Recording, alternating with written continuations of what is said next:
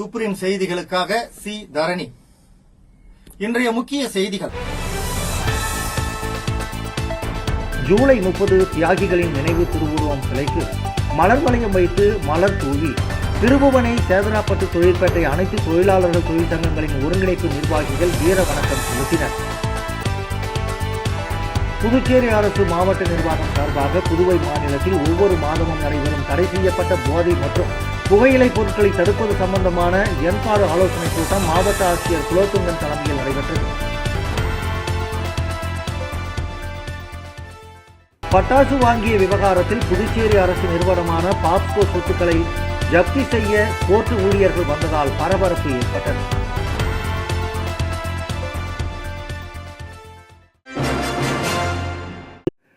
ஜூலை 30 தியாகிகளின் நினைவு திருவுருவம் சிலைக்கு மலர் வளையம் வைத்து மலர் தூவி திருபுவனை சேதராப்பட்டு தொழிற்பேட்டை அனைத்து தொழிலாளர்கள் தொழிற்சங்கங்களின் ஒருங்கிணைப்பு நிர்வாகிகள் வீர வணக்கம் செலுத்தினர்.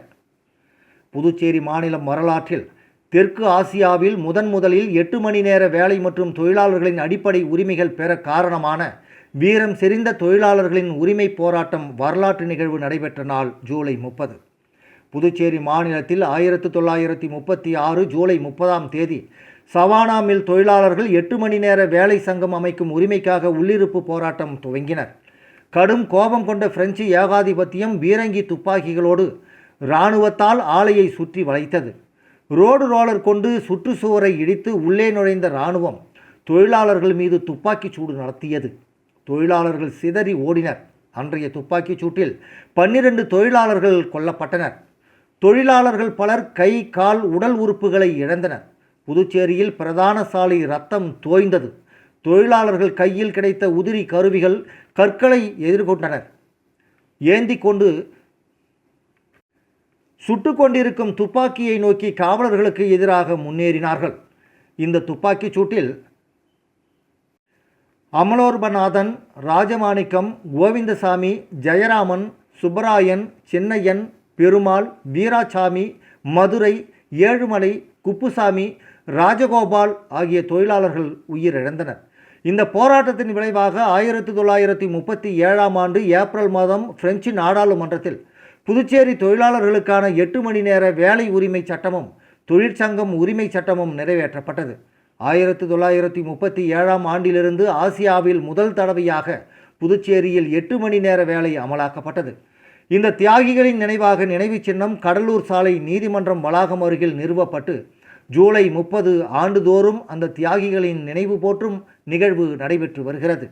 இன்று காலை 10 மணிக்கு நீதிமன்ற வளாகம் அருகில் ஒன்று கூடிய திருபுவனை சேதராப்பட்டு தொழிற்பேட்டை அனைத்து தொழிலாளர்கள் சங்கங்களின் ஒருங்கிணைப்பு நிர்வாகிகள் வீரவணக்கம் முழக்கமிட்டு தியாகியின் சிலை வரை ஊர்வலமாக சென்று தியாகிகளின் திருவுருவம் சிலைக்கு மலர் வளையம் வைத்து மலர் தூவி தொழிலாளர்களின் 8 மணி நேர அடிப்படை உரிமை காக்க உயிர் நீத்த தியாகிகளுக்கு வீரவணக்கம் செலுத்தினர்.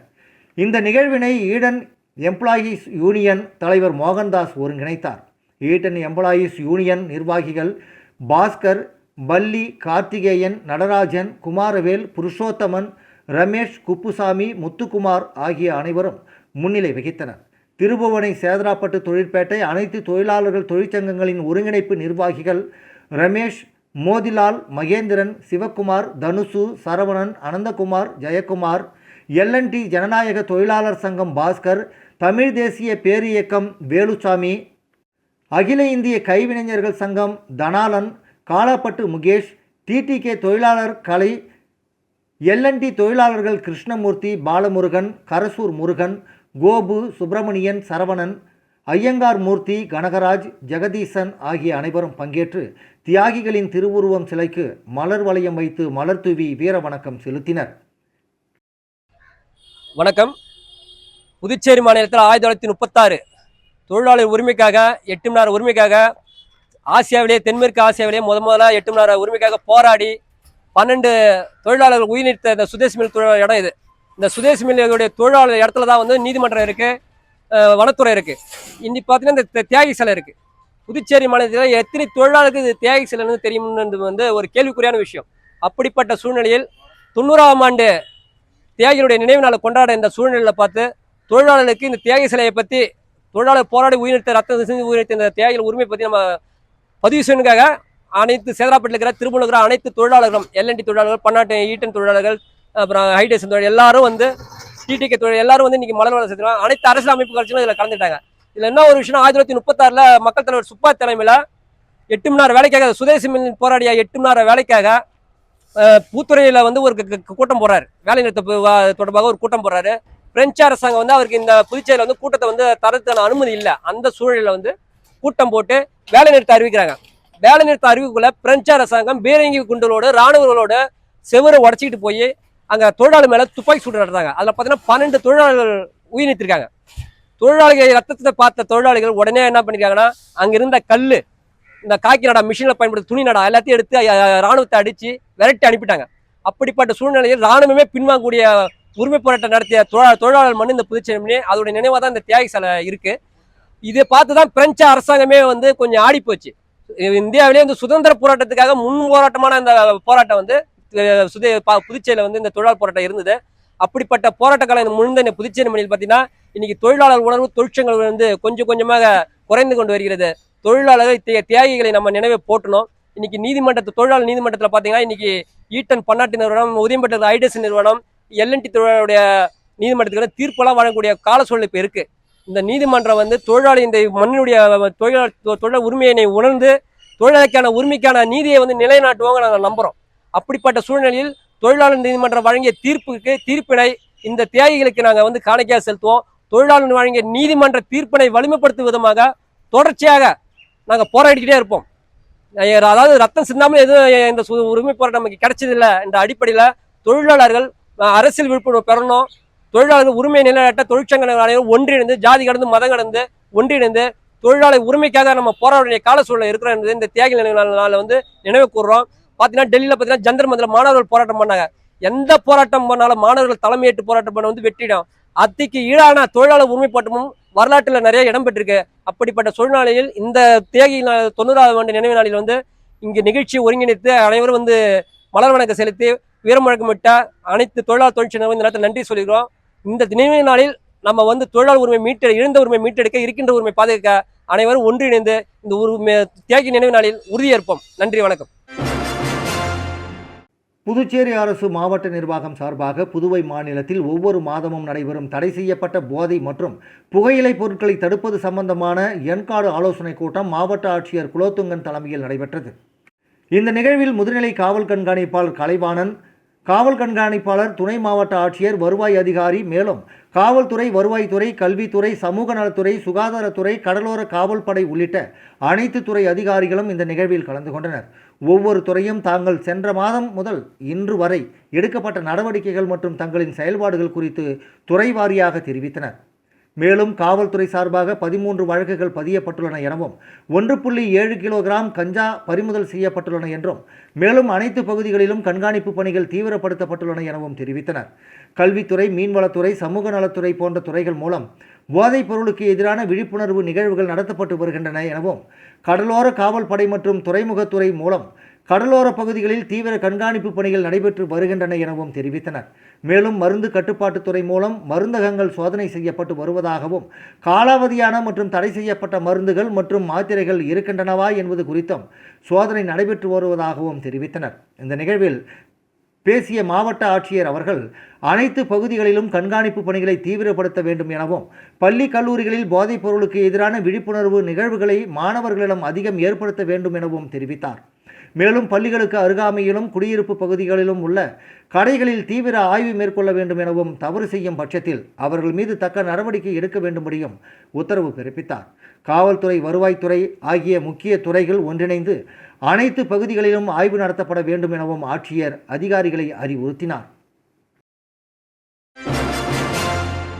பட்டாசு வாங்கிய விவகாரத்தில் புதுச்சேரி அரசு நிறுவனமான பாப்ஸ்கோ சொத்துக்களை ஜப்தி செய்ய கோர்ட்டு ஊழியர்கள் வந்ததால் பரபரப்பு ஏற்பட்டது. புதுச்சேரி அரசின் கூட்டுறவு நிறுவனமான பாப்ஸ்கோ சார்பில் 2019இல் பட்டாசு வாங்கியதற்காக ஸ்ரீவில்லிபுத்தூரைச் சேர்ந்த நிறுவனத்திற்கு ரூபாய் 25 லட்சம் நிலுவைத் தொகை வழங்க வேண்டும். இந்த தொகையை பாப்ஸ்கோ வழங்காததால் அந்த நிறுவனத்தின் சார்பில் புதுவை 2வது அமர்வு கோர்ட்டில் மனு தாக்கல் செய்யப்பட்டது. இதையடுத்து பாப்ஸ்கோ நிறுவன சொத்துக்களை ஜப்தி செய்ய நீதிபதி உத்தரவு பிறப்பித்தார். இதையடுத்து கோர்ட் ஊழியர்கள் பாப்ஸ்கோ நிறுவனத்தின் அசையா சொத்துக்களை ஜப்தி செய்ய வந்தனர். அப்போது மேலாண் இயக்குனர் கால அவகாசம் கேட்டதால் சொத்துக்களை ஜப்தி செய்வதை ஊழியர்கள் நிறுத்தி வைத்தனர். இதனால் பாப்ஸ்கோ அலுவலகத்தில் பரபரப்பு நிலவியது. சார் 2019 பாப்ஸ்கோ புதுச்சேரி நிறுவனம் சோனி ஃபயர் ஒர்க்ஸ் சிவகாசியில் பட்டாசு வாங்குறாங்க. அந்த வகையில் எங்களுக்கு வர வேண்டிய பணம் 25 லட்சம் ரூபாய் பாக்கி வைக்கிறாங்க. இன்னை தேதி வரைக்கும் அந்த பணம் வரல. அது சம்மந்தமாக அந்த பணத்தை வசூல் பண்ணுறதுக்கு ஸ்ரீவில்லிபுத்தூர் கோர்ட்டில் வழக்கு பதிவு பண்ணுறோம். அதுலேயும் இவங்க பணம் கொடுக்கணும்னு சொல்லி உத்தரவாகுது. அந்த உத்தரவை நிறைவேற்றும் மனு பாண்டிச்சேரி முதன்மை அமர்வு நீதிமன்றத்தில் தாக்கல் செய்கிறோம். இரண்டாவது அமர்வு நீதிமன்றத்தில் தாக்கல் செய்கிறோம். அவங்க பணம் வசூல் ஆகாததுனால பாப்ஸ்கோவுக்கு சொந்தமான சொத்துக்களை அசையும் சொத்துக்களை அட்டாச்மெண்ட் செய்ய சொல்லி ஆர்டர் அதை நிறைவேற்றுறதுக்காக இன்றைக்கி இங்கே வந்திருக்கோம். இது வரைக்கும் 35 லட்சம் ரூபாய் எங்களுக்கு வர வேண்டிய பணம் இருக்குது. சோனி ஃபயர் ஒர்க்குக்கு அந்த பணம் சேரணும். என்ன வேலைக்கு? பட்டாசு வாங்கினேன். சோனி ஃபயர் ஒர்க்ஸ்ன்றது பட்டாசு தயாரிக்கிற நிறுவனம். அதுலேருந்து இவங்க பட்டாசு வாங்குறாங்க. வாங்கிய பட்டாசுக்கு பணம் திருப்பி கொடுக்கல. எவ்வளோ சார் கொள்முதல் பண்ணுறாங்க? இல்லை இவங்க எவ்வளோ வாங்கி எங்களுக்கு பாக்கி வச்சது 25 லட்சம் வச்சாங்க 2019. அந்த பணம் தான் வரணும். அந்த பணத்துக்கு வட்டியெல்லாம் சேர்த்து 35 லட்சம் வசூல் பண்ண சொல்லி புதுச்சேரி நீதிமன்றம் உத்தரவு போட்டிருக்கு. என்ன பண்ணிருக்கீங்க? அட்டாச்மெண்ட்டுக்கு வந்திருக்கோம். எடுத்துட்டீங்களா? இல்லை 3 மணிக்கு தரேன்னு சொல்லியிருக்காங்க. ஃபைல் புட்டப் பண்ணியிருக்காங்களா? 3 மணிக்கு வர சொல்லியிருக்காங்க. சப்போஸ் 3 மணிக்கு வராத பட்சத்தில் திரும்ப அட்டாச்மெண்ட் பண்ணுவோம். திரும்ப கோர்ட்டில் தெரிவித்து திரும்பவும் அட்டாச்மெண்ட் பண்ணுவோம். அசையும் பொருட்கள் எல்லாத்தையும் அட்டாச்மெண்ட் பண்ணுவோம். சப்போஸ் நீங்கள் அந்த அளவுக்கு மதிப்பு இல்லைன்னா திரும்பவும் அட்டாச் பண்ணுவோம். திரும்பவும் அந்த எங்களுக்கு தேவையான பணம் வர்ற வரைக்கும் அட்டாச்மெண்ட் பண்ணுவோம் சார். அசையும் சொத்து இப்போ அசையும் சொத்து மட்டும்தான் உத்தரவு வாங்கியிருக்கோம். அது போதுமானதா இல்லைன்னா அசையா சொத்துக்கள் பில்டிங்கு நிலம் இடம் இதை அட்டாச் பண்ணுவோம் சார். ஜப்தி பண்ணுறது. ஆமாம். இப்போ யார் சார் உள்ள யாரை மீட் பண்ணீங்க? அவங்க என்ன உறுதிமொழி? 3 மணிக்கு வர சொல்லியிருக்காங்க சார். ஏஜிஎம் வரதா சொல்லியிருக்காங்க. சப் கலெக்டர் அதுக்கு இன்சார்ஜ் பார்க்குறாருங்களா அவருக்கு. அவங்க 3 மணிக்கு வந்து பேசுகிறதா சொல்லியிருக்காங்க. 3 மணிக்கு அவங்க எங்களுக்கு திரும்ப இங்கே வர சொல்லியிருக்காங்க. இன்றைக்கி முடிக்கிறேன்னு சொல்லியிருக்காங்க. 3 மணிக்கு தான் தெரியும் சார். மற்ற நோட்டீஸ் கொடுத்துட்டு இப்போ வந்துருக்குமா? இல்லை எடுத்து நேரம் கோர்ட் நோட்டீஸ் தான் சார். எல்லாமே கோர்ட் நோட்டீஸ், கோர்ட் ஆர்டர் தான் வந்து எடுத்துலாம் அவகாசம் கொடுத்து தான் வசூல் பண்ணுறதுக்காக தான் வந்திருக்கோம். எங்கள் பணம் கட்டாததுனால வசூல் பண்ணுறதுக்காக வந்திருக்கோம். நாளைக்கு வந்து கோர்ட்டில் மறுபடியும் ஆமாம், வாய்தா நாளைக்கு வருது. இந்த வழக்கு சம்பந்தமாக வழக்கு நாளைக்கு நீதிமன்றத்துக்கு வருது. நாளைக்கு அங்கே தெரியும் என்னன்னு. Okay sir. உங்கள் பேர் சொல்லி? என் பேர் பழனிசுவாமி அன்பு செல்வம். வரும். நீங்கள் வந்து புதுச்சேரி நீதிமன்ற வழக்கறிஞர். புதுச்சேரி நீதிமன்றம்? ஆமாம், புதுச்சேரி நீதிமன்ற வழக்கறிஞர். சோனி நிறுவனத்துக்கு அந்த வழக்குக்கு நான் தான் வக்கீல். ஆமாம், சோனி நிறுவனத்தோட வக்கீல் நான். புதுச்சேரி தனியார் பிளம்பர்கள் மற்றும் மின்பணியாளர்கள் முன்னேற்ற நல சங்கம் திறப்பு விழா நேற்று புதுவை தமிழ்ச்சங்கத்தில் நடைபெற்றது. புதுச்சேரி தனியார் பிளம்பர்கள் மற்றும் மின்பணியாளர்கள் முன்னேற்ற நல சங்கம் திறப்பு விழா நேற்று புதுவை தமிழ்ச்சங்கத்தில் நடைபெற்றது. இதில் வழக்கறிஞர் சிவக்குமார் வரவேற்றார். பொதுச் செயலாளர் கந்தநாதன் வாழ்த்துரை வழங்க, தலைவர் பாஸ்கர் மற்றும் செயலாளர் மதுரை நாயகம் ஆகியோர் தலைமை உரையாற்றினர். அதனைத் தொடர்ந்து வழக்கறிஞர் ராதாகிருஷ்ணன் நோக்க உரையாற்றினார். பின்னர் பேரிடர் குழு தலைவர் ஸ்டாலின் விளக்க உரையாற்றினார். சட்டமன்ற உறுப்பினர்கள் ராமு, மோகன்தாஸ் ஆகியோர் சங்கத்தின் பெயர் பலகையை திறந்து வைத்தனர். சங்க பொறுப்பாளர்கள் மற்றும் உறுப்பினர்களின் பிள்ளைகளுக்கு முதல் பரிசாக ரூபாய் 5000, இரண்டாவது பரிசாக இருவருக்கு தலா ரூபாய் 3000 வழங்கப்பட்டது. அதனைத் தொடர்ந்து சங்க உறுப்பினர்களுக்கும் பொறுப்பாளர்களுக்கும் ஐடி கார்டு, இன்சூரன்ஸ், சங்க பொறுப்பாளர்களுக்கான சான்றிதழ்கள் வழங்கப்பட்டன.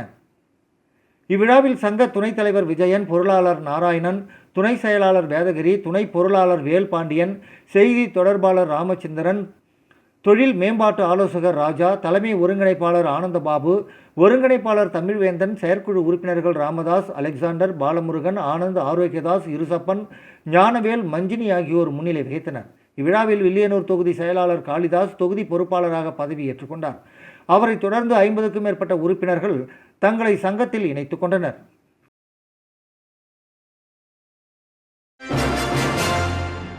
மார்ட்டின் குழுமங்களின் தலைவர் சாண்டியாகோ மார்ட்டின் அவர்கள் வணிக உலகிற்கு வந்து 50 ஆண்டுகளை கடந்ததை முன்னிட்டு பாராட்டு விழாவும், மார்ட்டின் குழுமங்களின் 25 ஆண்டுகளுக்கு மேல் பணியாற்றிய 50 பணியாளர்களுக்கு தலா 30 லட்சம் ரூபாய் பரிசு தொகை வழங்கும் விழாவும் கோவை மேட்டுப்பாளையம் சாலையில் உள்ள மார்ட்டின் குழுமங்களின் தலைமையகத்தில் 25ஆம் தேதி மாலை நடைபெற்றது.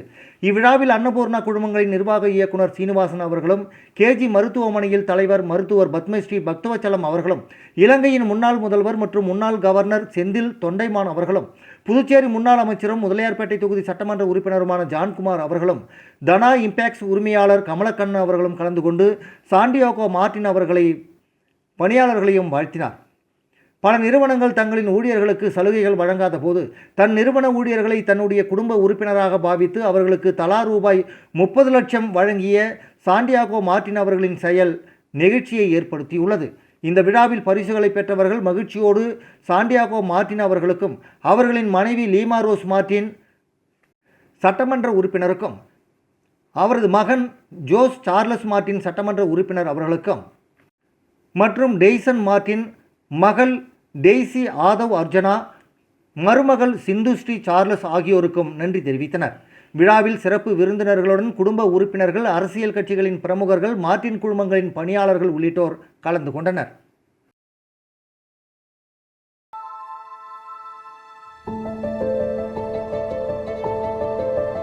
நீ தோக்கணும்னு நினைக்கிறத விட நீ ஜெயிக்க கூடாதுன்னு இந்த உலகம் நினைக்கும். நீதான் எல்லா பிரச்சனைக்கும் காரணம்னு சொல்லும். நீ போதாதுன்னு சொல்லும். Listen, my family is never going to allow me to start a business. ஆனா உனக்கு நம்பிக்கை இருக்கும். நான் சராசரி இல்ல, சாதிக்க பிறந்தவன்னு தெரியும்.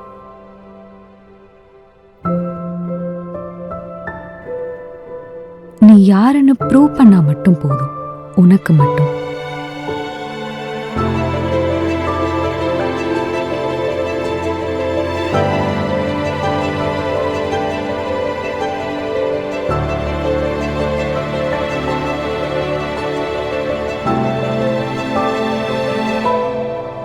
போல்டா, பேலன்ஸ்டா, பியூட்டிஃபுல்லா, உனக்கு மட்டும். பேலே பை ஜோஸ் அலுகாஸ். ரூபாய் 2.5 கோடி மோசடி வழக்கில் புதுவை அர்ச்சகர் உட்பட 2 பேருக்கு 5 ஆண்டுகள் சிறை தண்டனை விதிக்கப்பட்டுள்ளது. புதுச்சேரி முத்தியால்பேட்டை சின்னையாபுரம் அக்காசுவாமி மடத்து வீதியைச் சேர்ந்த 27 வயதான கிருஷ்ணன் என்ற சுதர்ஷன் புதுவை புதிய பேருந்து நிலையம் எதிரே உள்ள உலகநாயகி அம்மன் கோவிலில் அர்ச்சகராக பணியாற்றி வந்தார். கடந்த 2020ஆம் ஆண்டு சென்னையைச் சேர்ந்த 63 வயதான ரமா என்ற மகாலட்சுமி என்பவருடன் அவருக்கு பழக்கம் ஏற்பட்டது. அப்போது தமிழ்நாடு அரசு குடிசை மாற்று வாரியத்தில் பணியாற்றுவதாக கூறிய மகாலட்சுமி சுதர்ஷனுக்கு ரூபாய் 60 லட்சம் கடன் பெற்று தருவதாக உறுதியளித்து அதற்காக சில செலவுகள் ஏற்படும் என தெரிவித்ததாக கூறப்படுகிறது. இதனை நம்பிய சுதர்ஷன் கோவிலுக்கு வரும் பழக்கமான 30க்கும் மேற்பட்டோரிடம் கடன் பெற்று மொத்தம் ரூபாய் 2.5 கோடி வரை திரட்டினார்.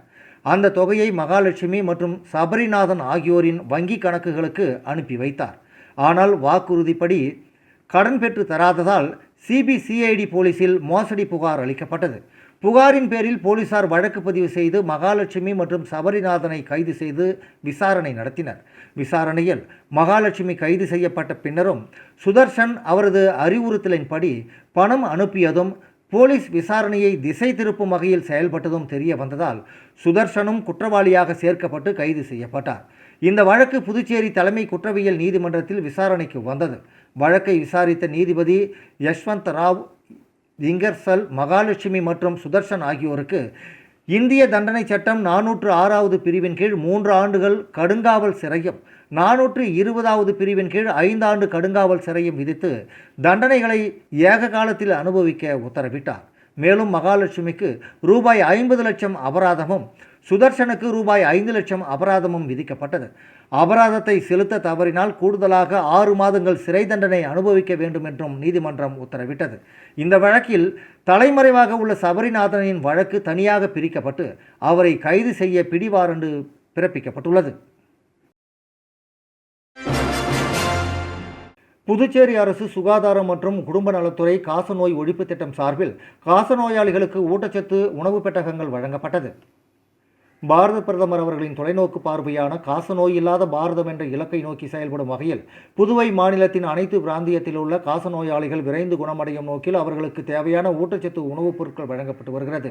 இந்த திட்டத்திற்காக Puducherry Whirlpool of India Limited நிறுவனத்தின் தொழிற்சாலை தலைவர் சிவராமகிருஷ்ணன், மாவட்ட ஆட்சியர் குலோத்துங்கன் அவர்கள் முன்னிலையில் மாநில காசநோய் அதிகாரி டாக்டர் வெங்கடேஷ் அவர்களிடம் 250 ஊட்டச்சத்து உணவு பெட்டகங்களை இன்று வழங்கினார். உடன் மனிதவளத்துறை தலைவர் அருண்குமார் மற்றும் மாநில ஆலோசகர் டாக்டர் சூரியகுமார் ஆகியோர் இருந்தனர். தேர்தல் நேரத்தில் பணிபுரிந்த வாடகை கார்களுக்கு உரிய வாடகை வழங்காமல் இழுத்தடிக்கும் அதிகாரிகளை கண்டித்து வாடகை கார் உரிமையாளர்கள், ஓட்டுநர்கள் தேர்தல் ஆணையம் முன்பு கண்டன ஆர்ப்பாட்டத்தில் ஈடுபட்டனர்.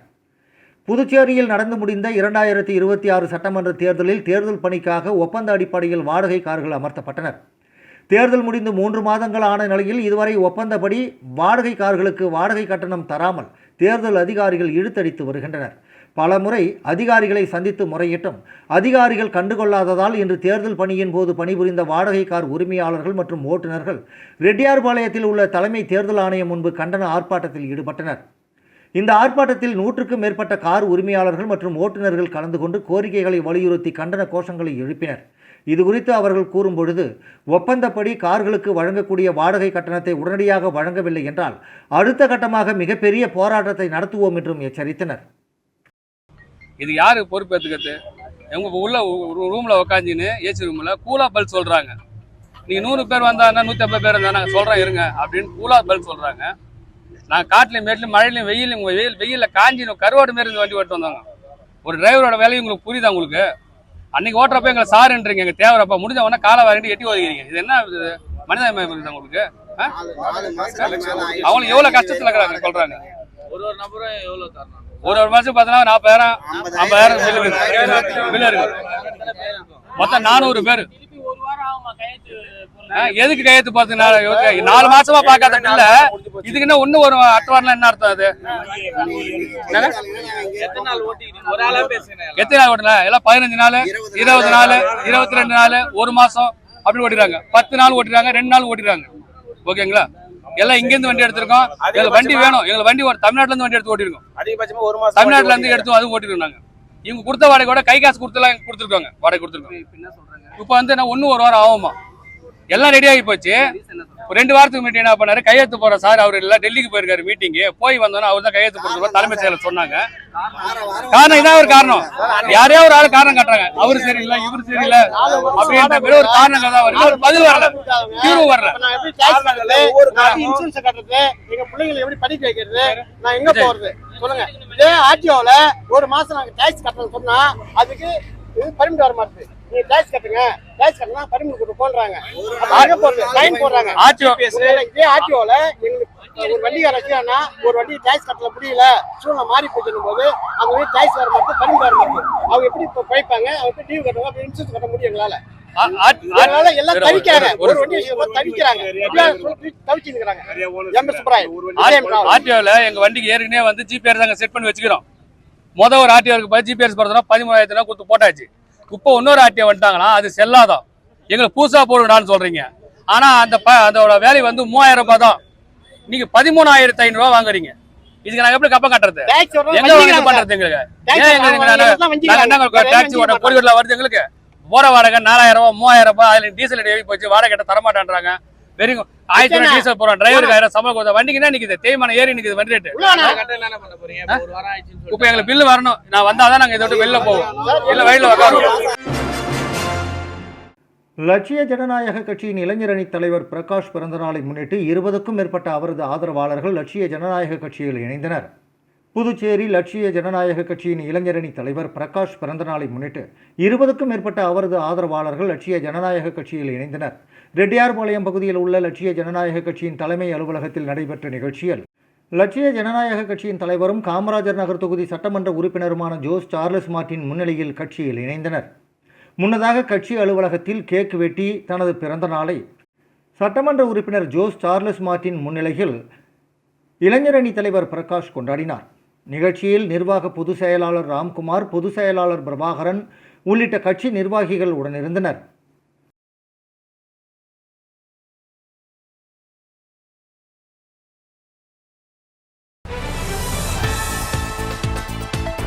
ஜூலை 30 தியாகிகளின் நினைவு திருவுருவம் சிலைக்கு மலர் வளையம் வைத்து மலர் தூவி திருபுவனை, சேதராப்பட்டு, தொழிற்பேட்டை அனைத்து தொழிலாளர்கள் தொழிற்சங்கங்களின் ஒருங்கிணைப்பு நிர்வாகிகள் வீர வணக்கம் செலுத்தினர். புதுச்சேரி அரசு மாவட்ட நிர்வாகம் சார்பாக புதுவை மாநிலத்தில் ஒவ்வொரு மாதமும் நடைபெறும் தடை செய்யப்பட்ட போதை மற்றும் புகையிலை பொருட்களை தடுப்பது சம்பந்தமான எண்பாடு ஆலோசனைக் கூட்டம் மாவட்ட ஆட்சியர் குலோத்துங்கன் தலைமையில் நடைபெற்றது. பட்டாசு வாங்கிய விவகாரத்தில் புதுச்சேரி அரசு நிறுவனமான பாப்ஸ்கோ சொத்துக்களை ஜப்தி செய்ய கோர்ட்டு ஊழியர்கள் வந்ததால் பரபரப்பு ஏற்பட்டது.